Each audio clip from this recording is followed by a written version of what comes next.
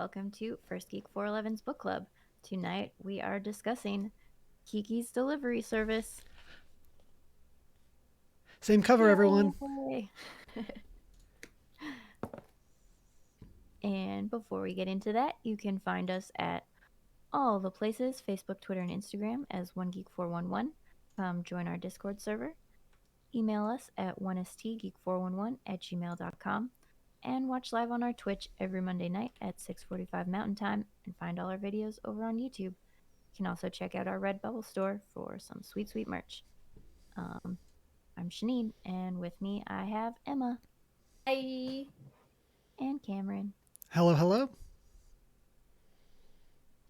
All right. I'm very pumped to talk about this cozy fall read that we have, Kiki's Delivery Service by Eiko Kadono, translated by Emily Balistrieri, and illustrations by Yuta Onoda. This was originally published in Japan in 1985, and the story is that of Kiki, who is turning 13, the coming of age of a witch, and that means she needs to leave home and locate her own town to become the local witch and provide a service for the people there. Kiki spends a year offering a delivery service via flying on her broom and learns lots about herself, others, and growing up.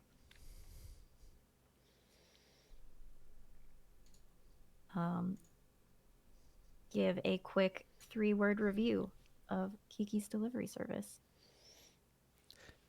It's so cozy. Super cute.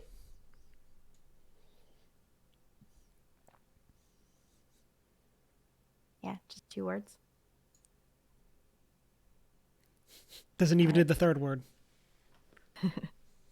Doesn't even need it. Charming, fun, delightful.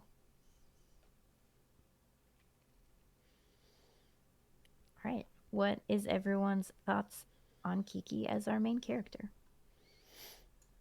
She's a very high-spirited, optimistic person, which is great because we need more of that. And she's not, even in her lowest moments, she finds good in the world, which I like. Yeah, I really liked Kiki and like kind of the balance that she has between both being extremely independent, but also still like being a child. Of like, and it's like oh, I'm gonna move to a whole new place by myself. What am I gonna do there? I don't know. We'll figure it out. Like, we're not planning any of this through, but like at the same time, that like fierce independence of like, this is what I'm supposed to do. Here we go. Liked that a lot. Yeah. I think for a 13-year-old girl, I found her very relatable a lot of the time. She's having an adventure and it's super fun, but there's also the low moments there. And I like that she experienced both and was honest through all of it. I read the introduction, a little note from the author, and it says, I decided one thing right from the beginning. Kiki's sole power would be flying through the sky on her broom. With only one type of magic, Kiki would need to use her brain to solve problems. Overcoming conflicts would help her grow, add some ups and downs to the story, and make her journey more interesting. Which I also think is interesting. Like when we think witches, we think like just a myriad of spells and potions and all these things, but her only power is flying on her broom. What do you guys think of that approach to witches and Kiki? I liked it. Oh, Go ahead. go for it. Oh, I was gonna say that I love that it makes her more human. Like, her base is human. She just has one additional thing that most of us can't do. versus like having a whole bunch of things and then like finding going backwards and finding her humanity. So it's like it's a fun sort of study of like you just have one major, you know, skill or capability that you can do that no one else in your area can do. And like how are you going to solve problems that can't always be solved by flying? Mm-hmm. Yeah, for me, it reminds me a lot of what I like about superhero media, which is like you get to the point where you have these people with like these relatively mundane powers of like you get people, it's like, oh, I can levitate up to 5 pounds or stuff like that. And you have these people that have to do this problem solving with like not this super glamorous stuff. And I always think that that's really interesting. It doesn't necessarily make for like great TV, but I think it makes for great stories and great books. And so that's kind of like the vibe that I enjoyed from this. Of it's that like she's a superhero, but like she's not Superman. Like she has to do her best, and she still has to be smart to solve problems, which I enjoyed because Ravenclaw. Yeah, I agree. From a storytelling perspective, it's really interesting having a magical main character who's not just like wildly OP, Mm-hmm. who like yeah, she runs into a bunch of problems where it's like, well, if you were like a regular witch, you'd be able to just like do and Mm-hmm. fixed. But she has to come up with more creative solutions, um, which I think also makes it like more fun and more like child friendly, I guess, since this is a middle grade novel. Mm-hmm. Just some uh, some fun, silly antics for the audience. Yeah.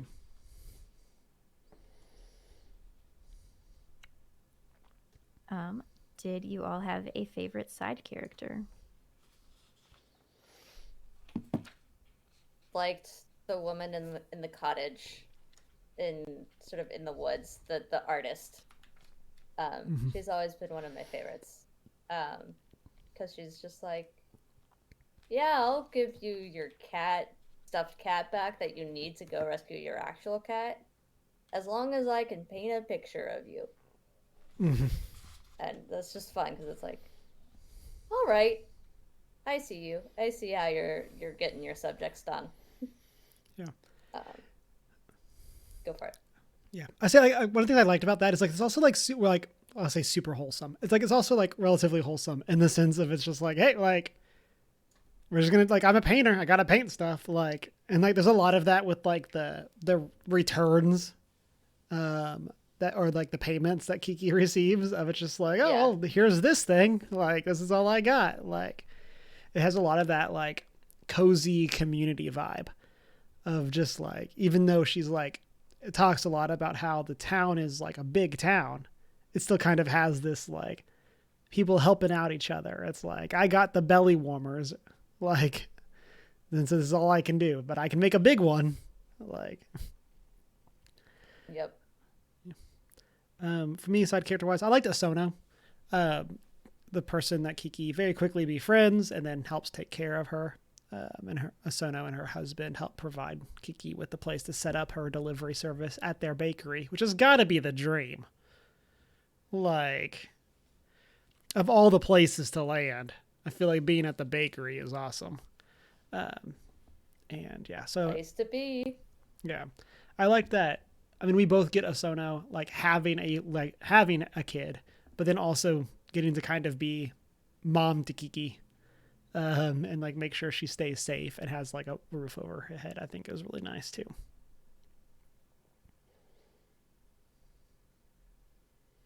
Yeah. I think all of them had some charm, but I was especially amused by the belly warmer knitter Mm-hmm. because she sounds out to lunch. She could be a conspiracy theorist with Oh yeah. how into her belly warmers she is. And like Yeah. everyone's gonna catch a tummy chill if they're not wearing her belly warmers. then the crew takes off their belly warmers and they all get tummy chills. So it's like, well, I mean, she tried to tell you. yeah. Is it a conspiracy theory if you're right? Like, It was amusing. And again, like a very mundane, like wholesome thing. Like, I just want your tummies to be warm so you don't get sick. And I'm like, that's nice. Too much, is it? It's not like totally intrusive or like life upending to wear a belly warmer. And it's fashionable for cats. Yeah. So yeah. I'll say kind of with that, with you mentioned them like all having their charm. Like, one of the things that I liked about them is like this very easily could have been a creepier story, but it's just like, nope, they're all nice. It's all wholesome. Like, we're all just hanging out. Like, just why are we doing this? Because I want my son and his boat to have a warm belly. Like, it's all just, everything is just very sweet, very like having a good time. yep. Was there any standout moments from the book? I really liked the beach section. Yeah. Like, that's probably one of my favorite like individual story or chapters, I guess, but like individual scenes. Like, it's one of like the first times that we get where Kiki is like completely out of her element of like, I've never even been to the beach before. And we kind of get her. Also, in sort of into that, one of the things that cracked me up about that is she literally says, "I don't know how to swim," and Osono still sends her to the beach By herself, as a by child. herself, A as literal a child. 13-year-old.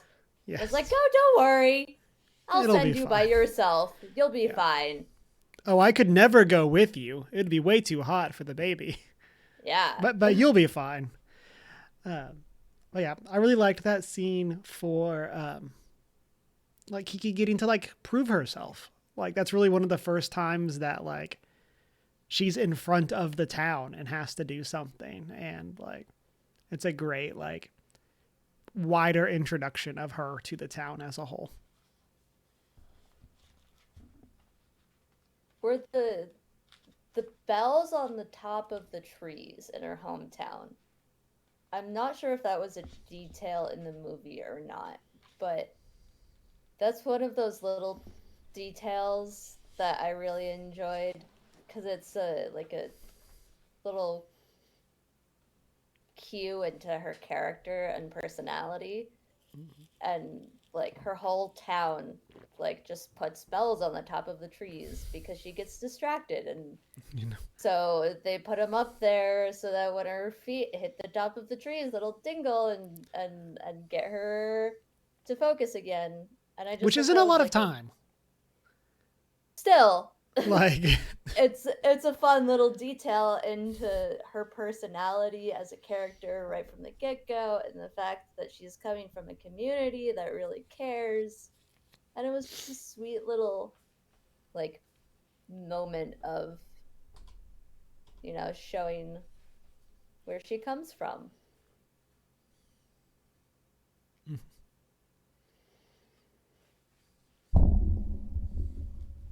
Yeah. I also liked the beach sequence. I think especially the meeting of Tombo.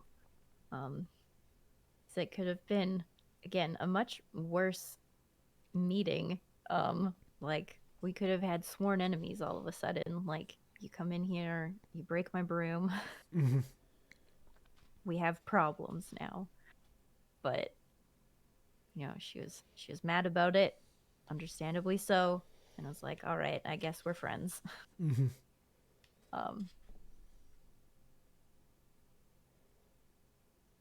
Which I like. It's cute.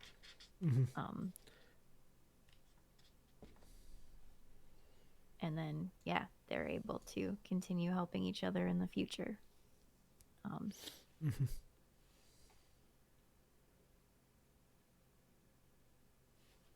did you have any dislikes?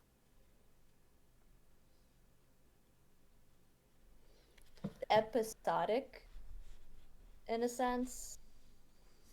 Not super episodic, but like standalone moments. And I kind of wanted them to like interact a bit more, if that makes sense. Like overlap and really play into each other. All of these different moments of even almost seeing her go on a super long side quest where like she starts off with having to deliver something to someone, but in order to deliver it, she has to go find someone else, and then has to go find someone else, and it's like this whole super long chain of like having to go backwards would have been fun. But yeah, I guess I just kind of wanted to see all of these little moments play into each other a bit more. Yep. And I'll officially agree with that sentiment of like, I think the only dislikes I have in the book are there are things I wish it would have done, but like, there's nothing I disliked about it. Like, I think it was great. It's like an example there, like, is I wish that this, and this ties in a lot with what Emma was saying. I wish that there was a conclusion that tied in more of the characters. Yeah. Cause like, there's most characters feel completely disposable. It's like, here's this fun character for this one chapter. There's a handful of exceptions, but like in general, like we don't really get the return of any characters, or any of the like specific like lessons learned. Like there's not necessarily like a payoff later, with the exception of the knitting the belly warmers. We get a payoff there, but and so yeah, I wish there was like a little bit more connection there, and I wish that like there was a little bit more of, I don't know, a like a wider story with like the things that she was delivering. Like as much as I enjoyed that we like get this very elaborate definition of delivery, at the same time it feels kind of weird when it's like, what else are you doing? Like, what is your normal, like, your everyday? We don't get, like, the training montage or anything like that of her, like, zipping through the town. Then the other thing, again, kind of the same boat of, like, I don't think the book's bad for not having this, but, like, I personally would have liked a, like, level up moment for her. Like, maybe that just kind of goes against the trope of, like, the coming of age story, but, like, I feel like there was never a moment that was like, oh, how's Kiki gonna solve this one? And I would have liked that sort of like level up moment, even if it was keeping her powers as flying. Like, what's something that gives her like a power up in some way? The classic Flash, gotta run faster. Like, how do you solve the problem? Fly faster. Like, whatever that's gotta be.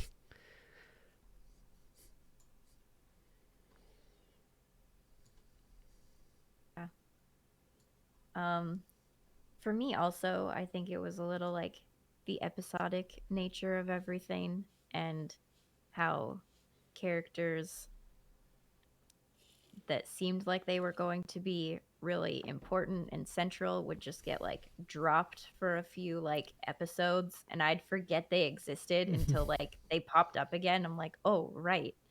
And I just think it would have been fun to have more of a relationship built between Kiki and the characters in the story, rather than just like we assume that they have a relationship now. Yeah. Yeah, I would have liked that. But again, I guess not a real dislike about it. Yeah.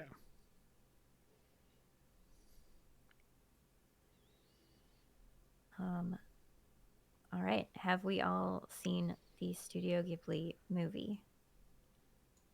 I have, but not in a long time. Yeah. Like, I don't know, like, if I could really tell you what happens in the movie. Like, it's been that long since I've seen it. Fair. I think it's maybe been a couple years for me. Yeah. Like I'll say for me, I'm pretty sure it's been decades. Cause like Fair. this is what I don't know if I've told this story on the podcast, but like we like when I was in like after school program in like elementary, like early elementary, we watched Studio Ghibli.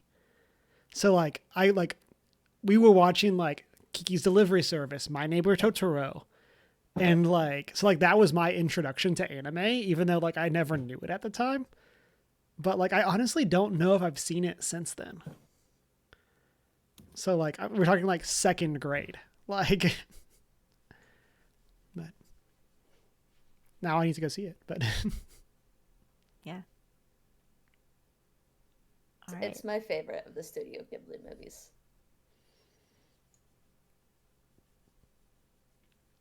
I have not seen like many of the Studio Ghibli movies, but it's definitely up there for me.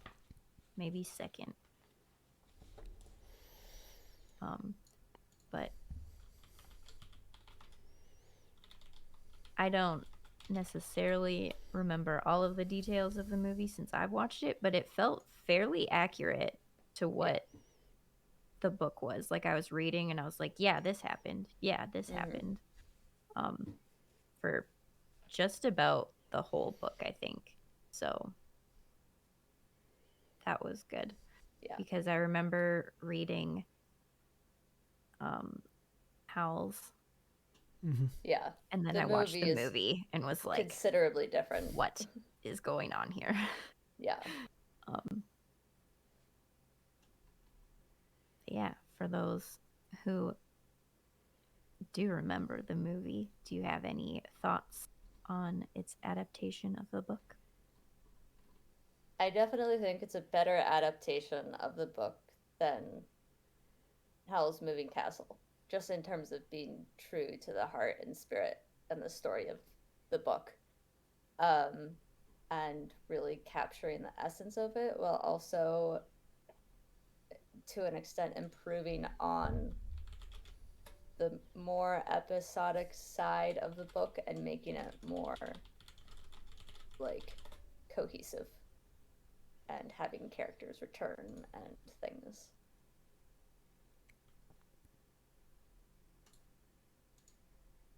Yeah, I agree. That was my thoughts as well.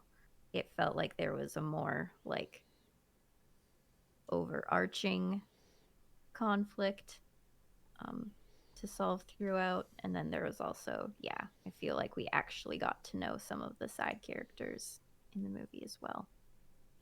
And also, do you know who plays Kiki in the movie? No, who? Kirsten Dunst. Huh. Like I was like looking it up on Metacritic, and I was just like, wait a second. That would not have been my guess. Yeah. Nah. Huh. Fascinating.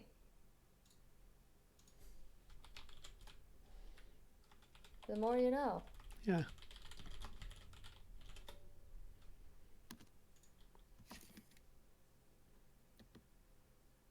And also, my favorite part from the movie is not in the book. So, there's that. They do have the painter character in the book. She doesn't even have a name. In the movie, if I recall, it's Ursula.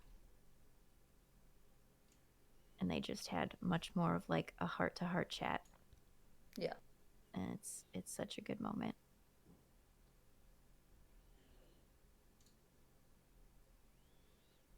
But speaking of heart-to-heart chats, this is a coming-of-age story. What are your thoughts on the tropes, how the coming-of-age was handled, etc.?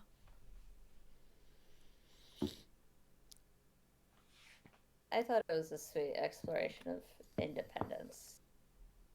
But again, there's my one major critique is there should have been slightly more adult supervision, but that might be like a cultural difference, given that this is the author's Japanese. Mm-hmm.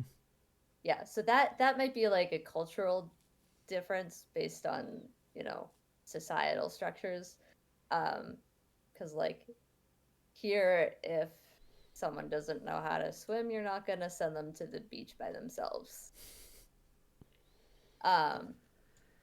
But overall, I do think it's very much a fun exploration of exploring,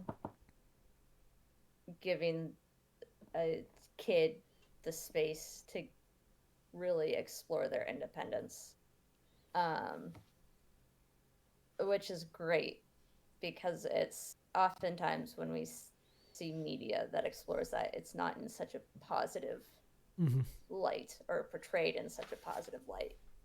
It's oftentimes things like, what is it, Lord of the Flies or whatever, where like things are just absolutely awful all of the time. Um, but this is more like we gotta trust our kids at some point to really take care of themselves and figure out the world for themselves. So, yeah. Yeah, for me, I feel like the older that I've gotten, the more the age of these stories has bothered me. Of so one of the things I was thinking of, like reading through this, and I think today, as a recording, is like the anniversary of Gen 1 of Pokemon releasing. So that's also like part of why I was thinking about this. But like, I was just like, what's up with like these stories and sending literal children to roam the wilderness on their own? And we just hope they survive. Like, They have small animals with them. They're fine. right. Yeah. Yeah. Gigi will keep everyone safe. Like, I don't understand the problem here. And so, yeah. So, like, that was something that, like, as a trope, I feel like has bothered me more and more.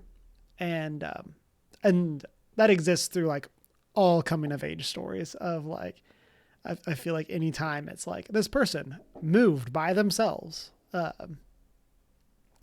But I think it's handled well. It's just something that has always like struck me as strange, or struck me more and more strange the older I've gotten.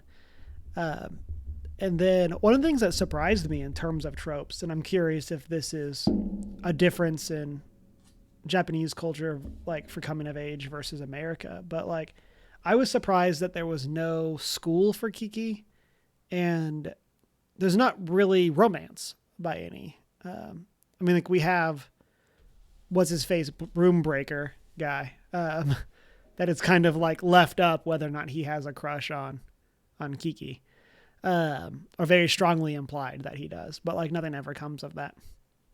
So I was kind of surprised that like neither of those existed in the story. Don't necessarily think it needed either of them, but like I feel like that's such a big part of like American coming of age stories is one or both of those, that I was kind of surprised that they were both missing. Again, not a complaint, just seemed strange. Observation. Yeah, observation.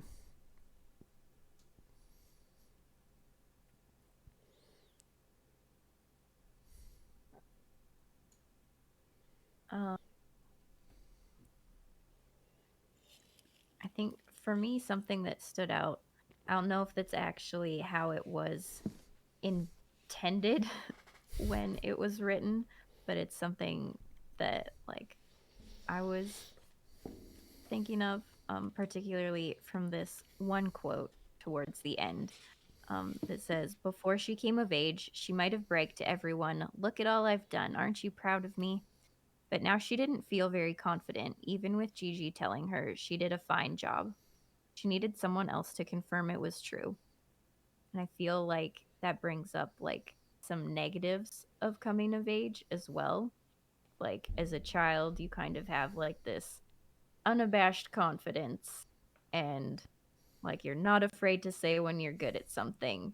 And then suddenly you come of age and you get all of these like bad adult habits, and you're looking for external um, Approval. reassurance, approval. Mm-hmm. Yeah. One of my thoughts for that quote when I read that was maybe we shouldn't have let the 13-year-old run a business. or like have to deal with the stress of running a business. Just maybe. Like maybe that's the problem here. But Could be part of it, yeah.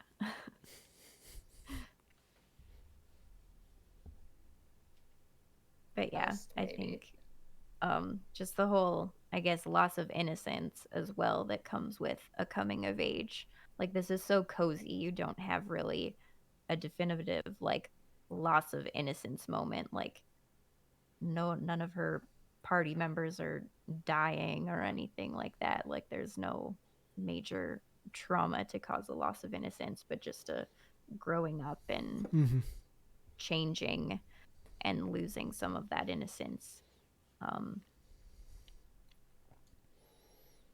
Yeah, a little bittersweet, I guess.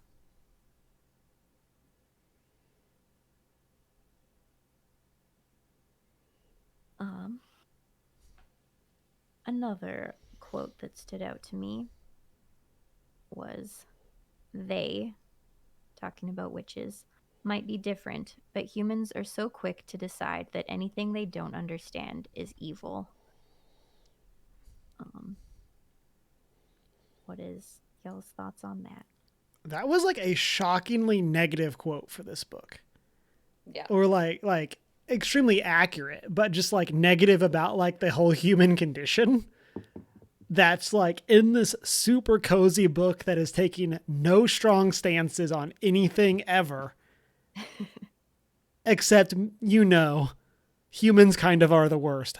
But look at how cozy this book is. Like it's like Yeah. it's so accurate, but it just feels like a 180 from the rest of the book.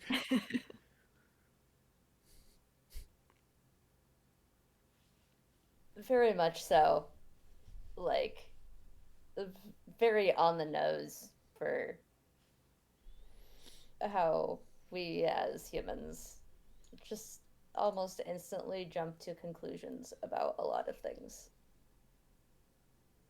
which is ridiculous, but also true.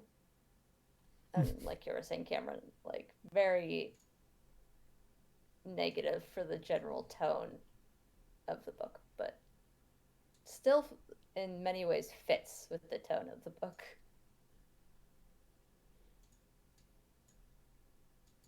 Yeah. I think it was very much a part of Kiki's struggle in the beginning. Um, people were scared of witches. They had heard all these bad things and all that. And it could have been kept very like story specific and generalized like that. Um, but yeah, then suddenly having like this thesis statement, it's like, oof. All right. That one hit a little harder. Um, but I mean, it is not wrong. Um, um,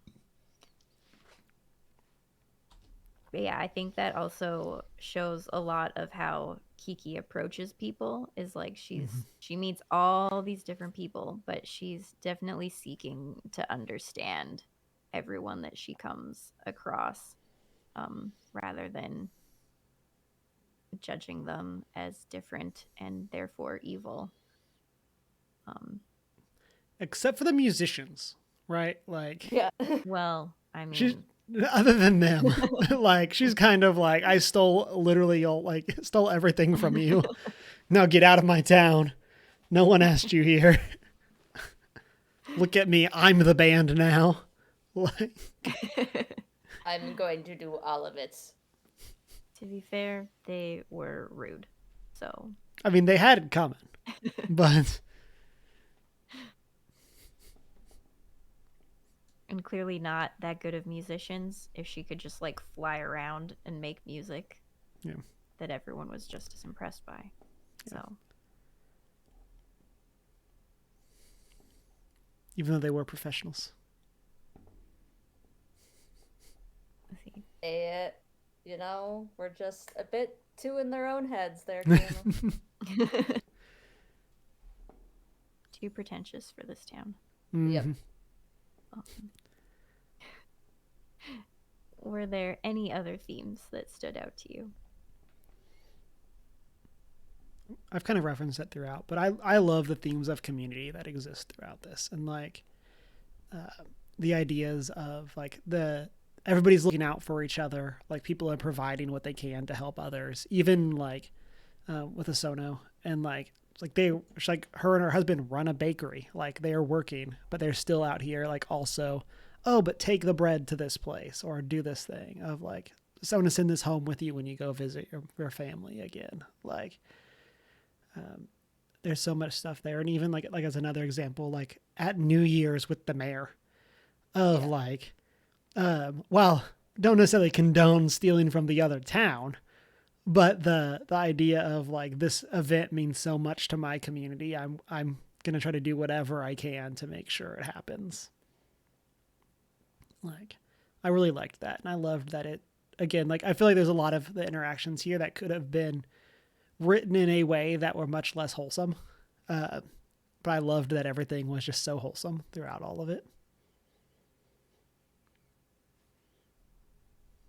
An exploration of your impact on a community during your time living there. Mm-hmm.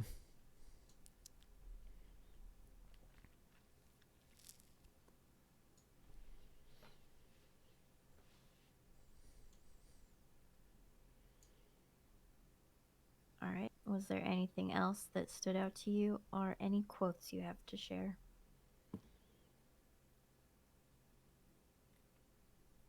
No specific quotes from me, just good vibes of like I just loved all the interactions Kiki has throughout this, and like the her being like sassy with Gigi and vice versa of like I think all of that was just so fun, and again kind of just like that positive experience that's throughout the book.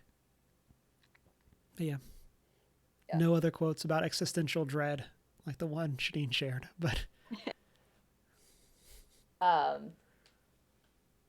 the one that I did mark kind of existential dread, but in the sense that like you can't do anything about it, but it's when her broom breaks and she goes, "Oh well," Kiki finally said hoarsely. She might not have liked it, but there was nothing she could do about it, so she pushed the tears that threatened to overflow back into her heart. "I'll make my own broom. I've made one before, so I think it'll work out." But I just liked that because it was like a moment where she really could have broken down and like fallen apart, but she saw it as an opportunity to try again with making another one. And I liked that. I thought it was sweet. Yeah. I've got a couple of quotes to share that are short, and I'm just going to take them out of context because I think they are funny. One is, "Why is every job that comes my way such a crisis?" And I'm like, Kiki, I feel that. Yeah, I feel like that summarizes a lot of work experience. A lot of being an adult. Right. Is that. Why is it I'm always dealing with other people's crises? And then the other one is her and Gigi are having a bit of a disagreement, and Kiki says, "But it's fall."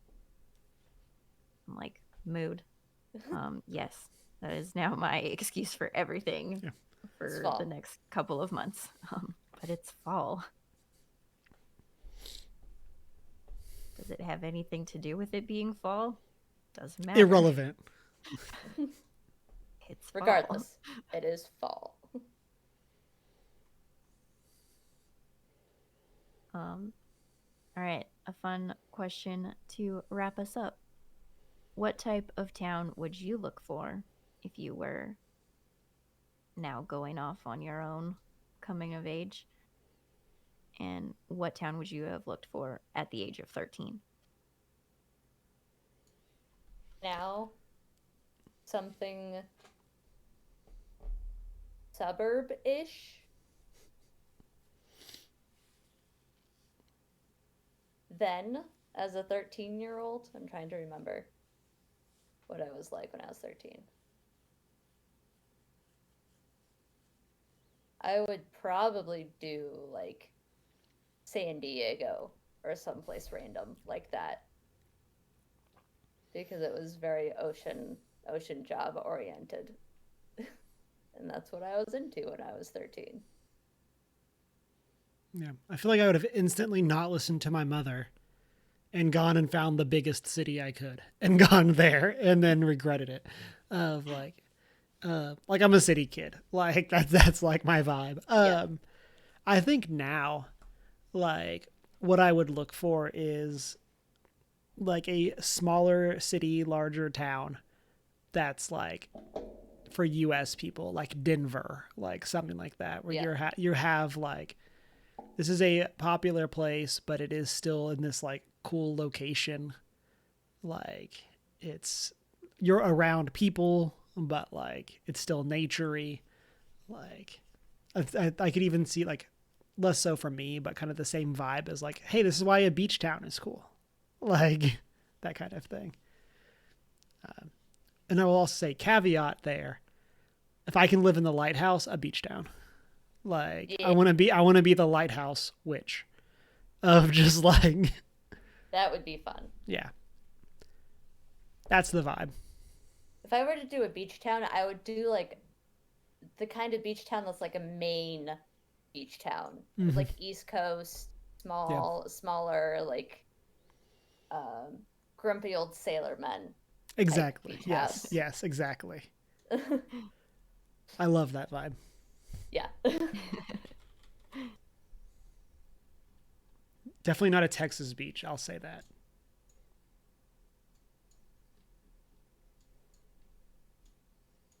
Um, yeah, I think at 13, I too would have been looking for a big city. Like, see ya, I'm going to London. Mm-hmm. Um, Now, I think something like small and cozy would be nice, especially if you're suddenly like providing services for the whole town. Yeah. Like, let's keep it small. Um, Also, I'm just saying, Salem, Massachusetts is not far from the coast, so as in it's a beach town, but like you know, like it's like on the coast. But, so I'm just saying.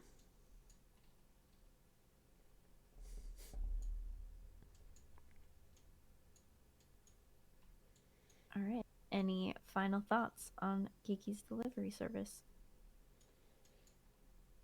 Absolutely would recommend as like a read out loud bedtime story for kids. Mm-hmm. Definitely. It's a great book for that kind of like bedtime routine type thing. Yeah, we have a bunch of like the free library like stations around the area where we moved, and so my plan is to go put my book there, and cause like give it to somebody there that's looking for a fun read. So, Mm-hmm.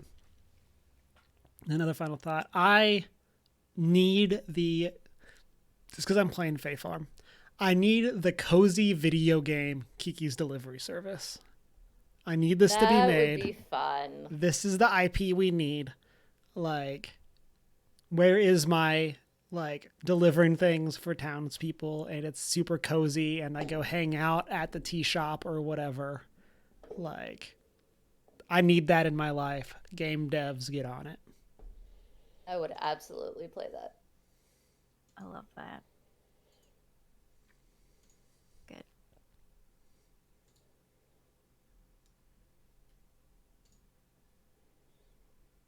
Yeah, I agree with all of those things. Um, if you are looking for a cozy fall read, it's good. If you're interested in the source material from another Studio Ghibli movie, you will enjoy it. Um, and yeah, super good for middle grade readers. Um, Very wholesome. Just a good read. Mm-hmm.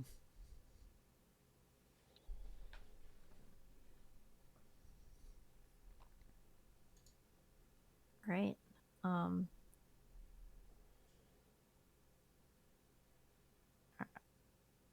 are you wanting to intro this next part with anything quippy or sassy? Do you want me to be quippy or sassy? Go for it. Okay. So Shanine was proposing some books for next month, and they were all too spooky. And so we are not doing any book. But well, yeah, we have not decided on next month's book club. I don't know how much you want to go into, Shanine, but we will have something out um, eventually for whatever we're gonna do for next month. But yeah, Yeah. Since Cameron is a scaredy pants, I'm getting kicked off of book club. Dun, duh. No, I am just taking a little bit of a break from First Geek and book club. Um, To catch up on life. just, yeah, a little mental health break. Um, Yeah. I will still be around in Discord. I'll probably pop in, do an occasional episode. such as end of October. Yeah, it's like Specific you'll see me reasons? soon. Because I won't be very helpful. um, yeah, that's all.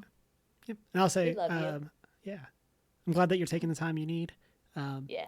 It's been awesome having you leave book club for the past Who knows how year long? and a half, 2 years. I think Which is too. insane. We And started so- in a September, so Oh, okay. I don't remember if we like when we had done the first one, but yeah, great job. It's been awesome having you. Looking forward to when if you feel that you're ready to come back regularly, Yeah. and of course all the random pop-ins. Yeah. You know when we record, and you have access to the video chat, so like you're always welcome to come in and hop in. So Always.